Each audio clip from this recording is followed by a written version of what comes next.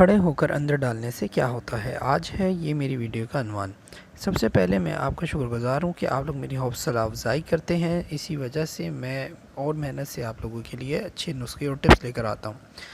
मेरा काम इंसानियत की खिदमत करना है और ये मैं करता रहूँगा। जैसा कि मैं आपको बताया है कि आज की वीडियो में आप ये जानेंगे कि खड़े होकर अंदर डालने से क्या हो सकता है।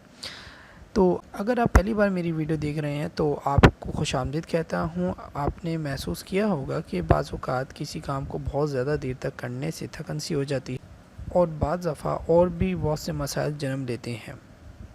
मिसाल के तौर पे टांगों में दर्द होना या फिर टांगों का टेढ़ा हो जाना। तो इस किस्म के बहुत से मसाइल हो जाते हैं। मेरा आपसे एक सवाल है कि आखिर आप लोग खड़े होके क्यों डालना चाहते हैं? या तो आपने ऐसा करते हुए देखा है या फिर एक ही दफ़ा या एक ही पोजीशन में बार बार करने के बाद आप उससे उकता चुके हैं। इसमें कोई शक नहीं कि हर काम को एतदाल में करना चाहिए।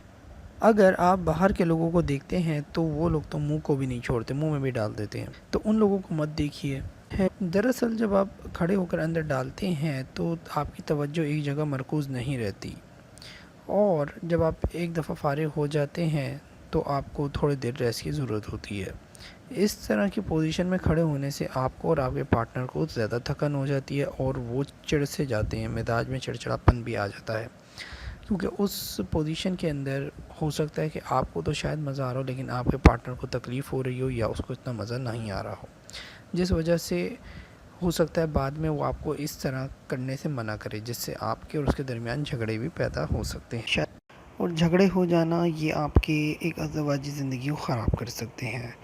दूसरी चीज़ मसला ये आता है कि शायद लोगों को ने ये सुना है कि भाई खड़े होकर डालने से शायद ज़्यादा अंदर तक जाता है, तो ऐसा बिल्कुल नहीं है। दूसरी चीज़ ये कि मेन चीज़ ये होती है कि आपकी स्पर्म जो है वो कितने प्रेशर से निकल रही है और खड़े होकर ये प्रेशर से इसका निकलना मुमकिन नहीं। तो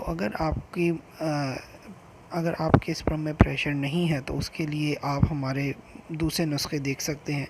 उसके अंदर आपको टिप मिल जाएगी, वो इस्तेमाल करने के बाद आप देखिएगा आपका प्रेशर कितना हो जाएगा।